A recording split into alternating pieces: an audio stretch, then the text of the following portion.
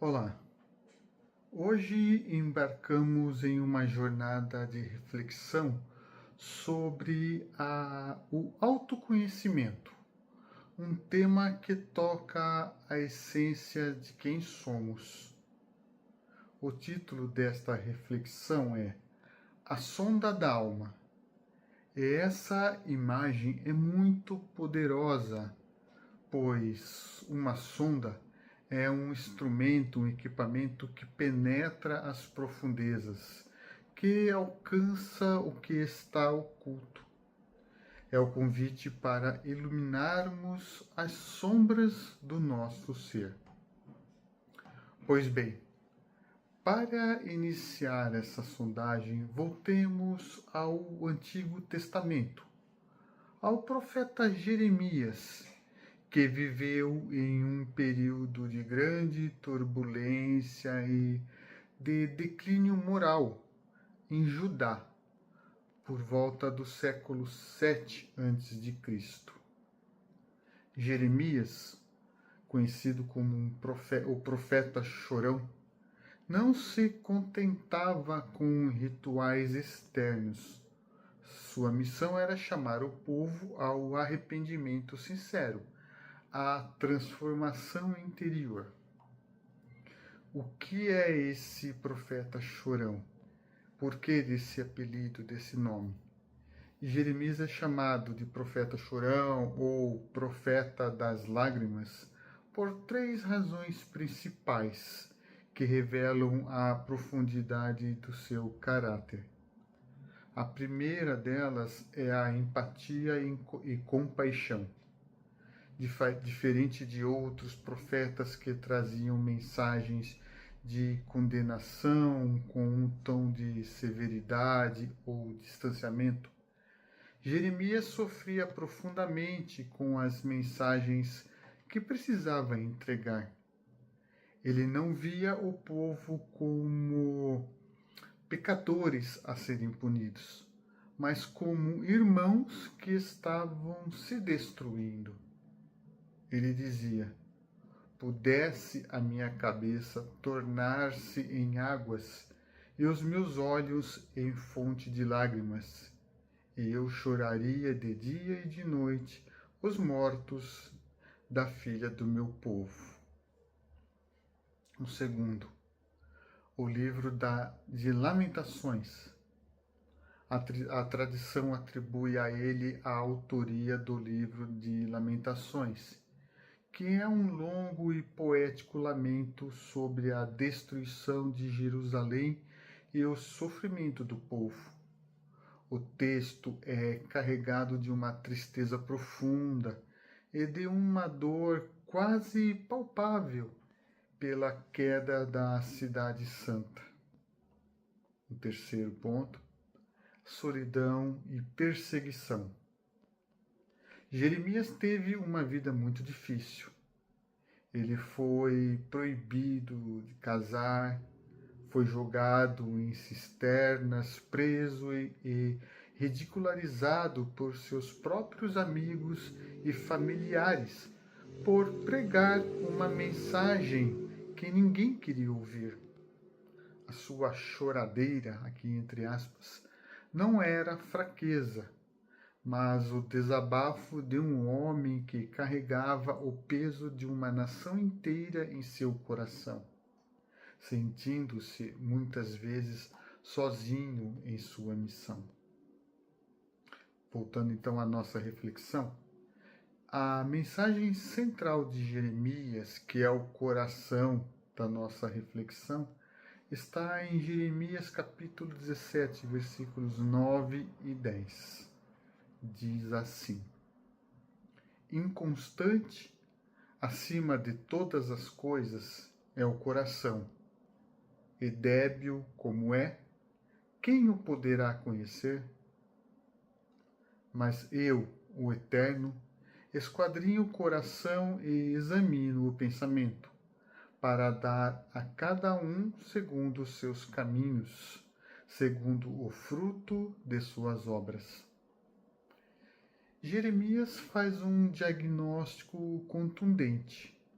O coração, que na linguagem bíblica é a sede da vontade, da consciência e das motivações mais profundas, é inconstante, ou seja, enganoso, é débil, quase incurável pela razão humana. Ele nos alerta para a nossa limitação.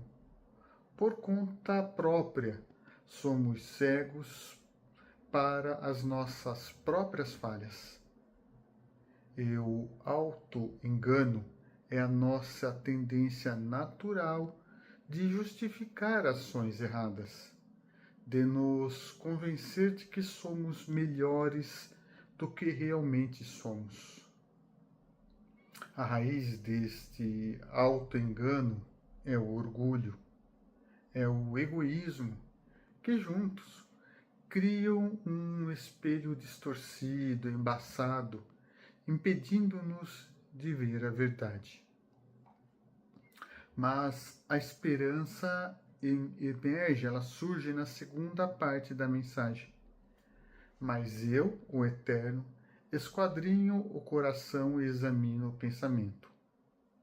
A verdadeira sondagem da alma, o critério de justiça, só pode vir de uma realidade superior, da lei divina. Jeremias nos oferece o diagnóstico e nos aponta para a necessidade de um critério que vá além da nossa percepção limitada. Muito bem. Séculos depois, Jesus retoma o tema do coração, com ênfase. Ele confirma o diagnóstico de Jeremias, mas oferece a solução.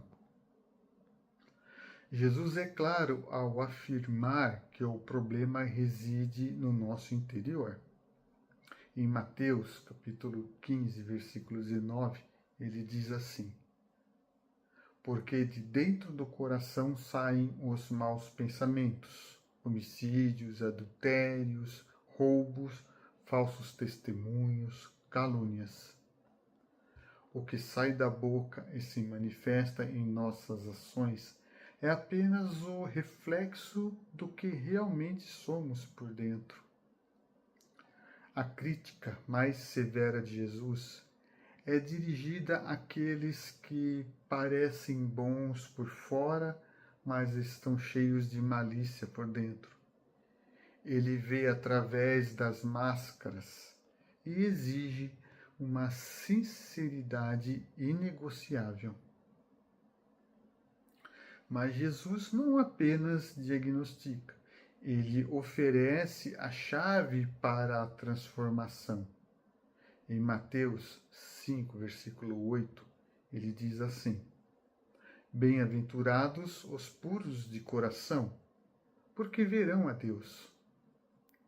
A pureza interior não é um luxo espiritual, mas a chave para a verdadeira espiritualidade, para ver a Deus, para compreender a verdade divina. Jesus retoma a mensagem de Jeremias, mas infunde-lhe esperança. Sim, o coração é enganoso, mas a transformação é possível através da sinceridade radical e do arrependimento genuíno.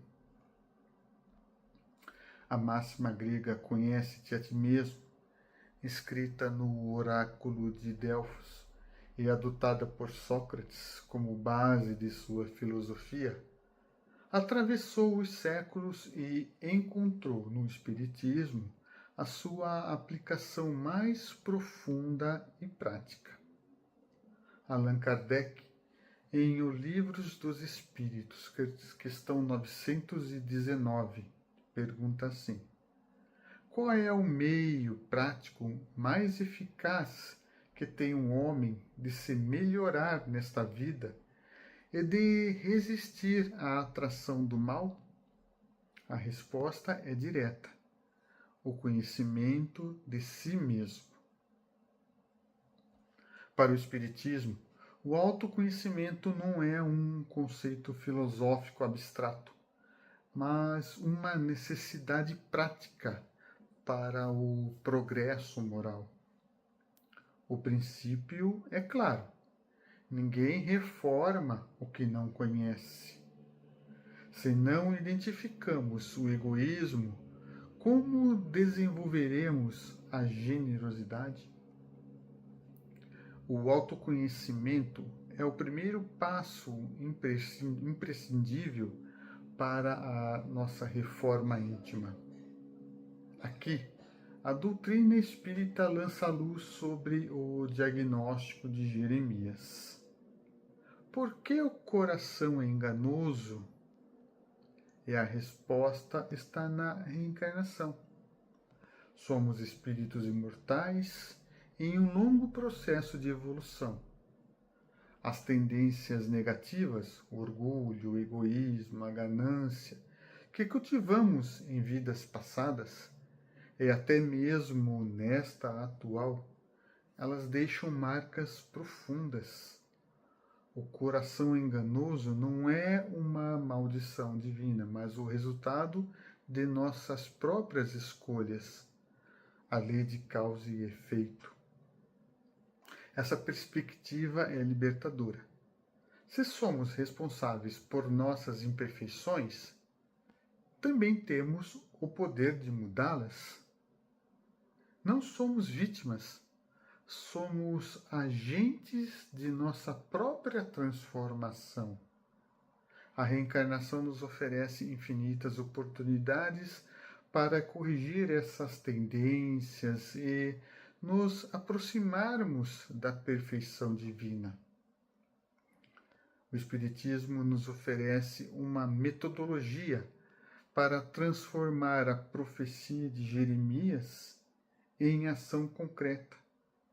O autoexame diário, inspirado por Santo Agostinho, é a sonda da consciência que permite à lei divina iluminar o que está oculto em nós. O autoexame diário deve ser um momento de silêncio e sinceridade, composto por 4 passos. Vamos ao primeiro. As faltas cometidas. Quais foram os meus erros hoje? Onde falhei em paciência, honestidade ou caridade? Não é autoflagelação, mas um reconhecimento sincero. Um segundo passo. As ações positivas. Onde consegui ser generoso, paciente, compreensivo? Reconhecer o bem que fazemos fortalece as virtudes. Um terceiro passo, as intenções. Creio que seja o passo mais desafiador para nós. Se a ação foi boa, o motivo foi puro? Havia egoísmo, busca de reconhecimento ou algum interesse pessoal envolvido? É aqui que penetramos o auto-engano, pois é fácil fazer o bem, mas difícil fazê-lo com a motivação pura. Quarto passo: o progresso e o compromisso. Se a ação foi má, qual é minha vontade sincera de não a repetir? Estou disposto a trabalhar para uma mudança amanhã? O pensamento de Santo Agostinho, abraçado pelo Espiritismo, não se encerra na introspecção. O autoconhecimento é uma bússola, mas a caridade é o caminho. Ao identificar as nossas faltas, a impaciência que nos faz julgar, o egoísmo que nos impede de servir, O autoexame nos impulsiona à ação reparadora. A verdadeira reforma íntima se manifesta na ação no bem.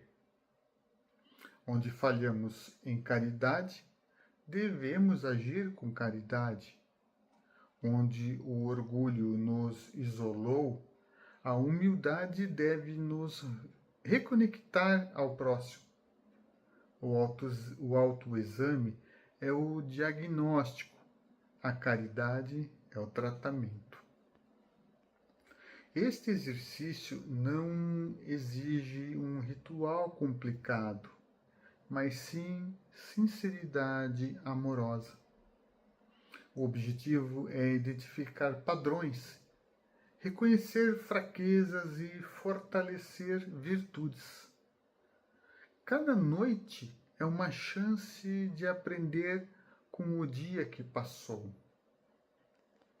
Bem, o resultado prático do autoconhecimento sincero é a reforma íntima, o processo de transformação gradual do ser, corrigindo imperfeições morais e desenvolvendo virtudes.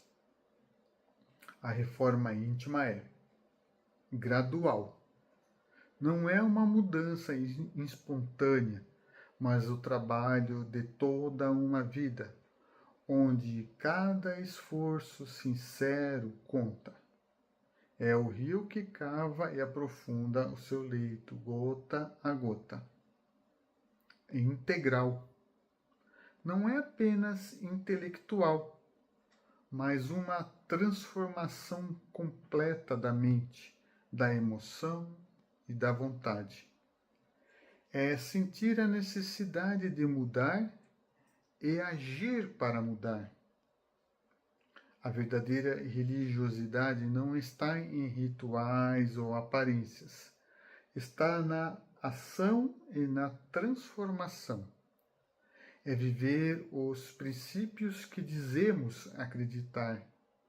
É ser, dia após dia, um pouco melhor do que fomos ontem. A jornada do autoconhecimento é uma luta constante contra o nosso próprio orgulho, mas é a única que nos leva à pureza de coração prometida por Jesus.